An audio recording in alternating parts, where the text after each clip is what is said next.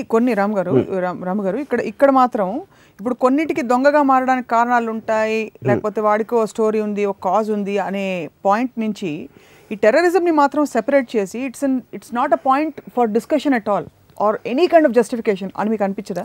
అది తప్పంటున్నాను. ఎందుకంటే మీరు దాని రూట్ కాజ్ తెలియనప్పుడు మీరు టెర్రరిజం అనేది తప్పు, టెర్రరిజం అనేది ఇది అని అంటే టెర్రరిజం నేచర్ మీరు తెలుసుకోకపోతే మీరు దాన్ని ఫైట్ చేయలేరు. ఆ మాటకి అర్థం ఏంటి, వాళ్ళు ఎందుకు చేస్తున్నారు అని మీరు ఒకవేళ అనాలిసిస్ చేయకపోతే you can never do anything about it.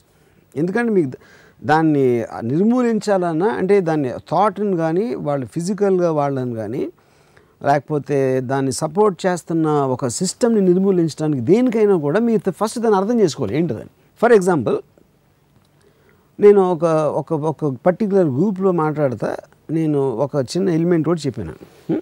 Usama bin Laden ఏమన్నాడంటే టెర్రరిజం అనే దాని డెఫినేషను నిందాక చెప్పినాడు, అది ఉసామా బిన్ లాదెన్ లైన్. అది ఒక గెయిన్ కోసం ఇన్నోసెంట్ పీపుల్ని చంపటం అనేది టెర్రరిజం అంటే ఫస్ట్ 2 పాయింట్స్. ఇక్కడ ఇన్నోసెంట్ పీపుల్ అని ఉండరు ఎవరు. 3000 మంది ఇన్నోసెంట్ పీపుల్ చచ్చిపోయారు 9/11 అటాక్. అక్కడ ఇన్నోసెంట్ పీపుల్ అంటే ఏ డిస్ప్యూటో డిబేటో వచ్చిందో లేకపోతే వైరుధ్యానికి కారణమైన అంశానికి ఏ సంబంధం లేని వ్యక్తులందరూ they are deemed as innocent. ఉదాహరణకి నేను పాలసీ మేకర్ని, ఐ నో దట్.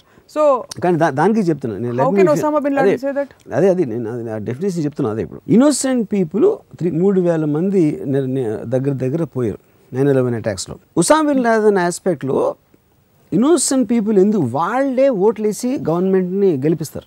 ఎవరైతే మనం ఇన్నోసెంట్ అని మనం పేరు పెట్టాము వాళ్ళే ట్యాక్స్లు కట్టి వాళ్ళకి ట్రెజరీలో డబ్బు వస్తుంది. ఓకే, ఈ డబ్బుని వీళ్ళు ఇచ్చిన ఓట్లేసి వాళ్ళు ఇచ్చిన పొజిషన్ని ఉపయోగించుకుని మమ్మల్ని ఇంటిమిడియేట్ చేస్తున్నారు. పాయింట్ 1.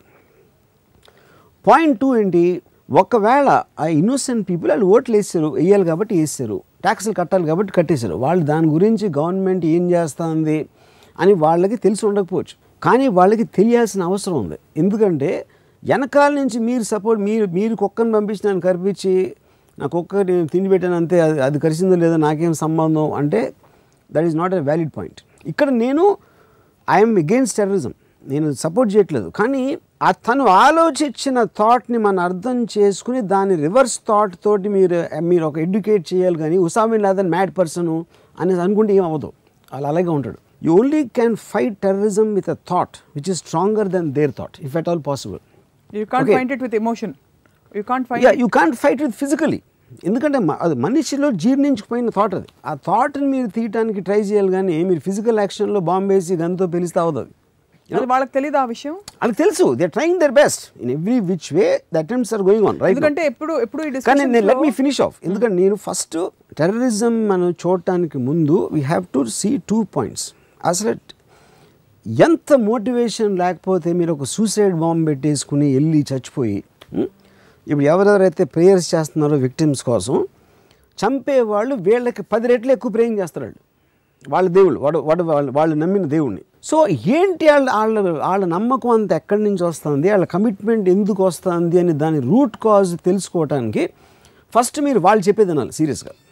వాళ్ళు చెప్పేది విన్నాక వీళ్ళు చెప్పేది తప్పు, వాళ్ళకి ఇది అర్థం అవ్వలేదు, లేకపోతే మనం ఈ కోవలో మనం ఆలోచించలేదు అని దాన్ని ఒక సీరియస్గా అనాలిసిస్ చేసి దాని తర్వాత మీరు ఒక డిఫెన్సో అఫెన్సో ఎట్లా చేయాలనేది మీకు ఒక స్ట్రాటజీ ఉండాలి.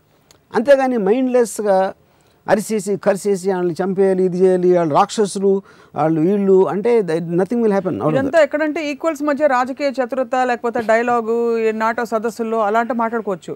వాళ్ళు వచ్చి బాంబుల వర్షం కురిపించి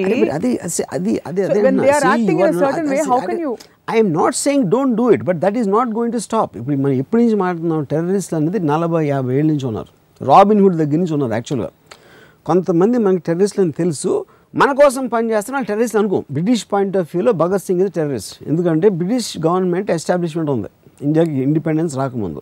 LTT Prabhakaran was a terrorist in Sri Lanka's point of view. కానీ శ్రీలంకలో ఉన్న టెమిలియన్స్కి తను ఇది రెబెల్ లీడర్ లైక్ ఏ చే గవరా. ఓకే, సో మీరు ఎవరి వైపు నుంచి చూస్తున్నారో టెర్రరిజం అనే మీనింగ్ మారిపోతూ ఉంటుంది. మా కోసం పోరాడుతున్నాడు అనేవాడు టెర్రరిస్ట్.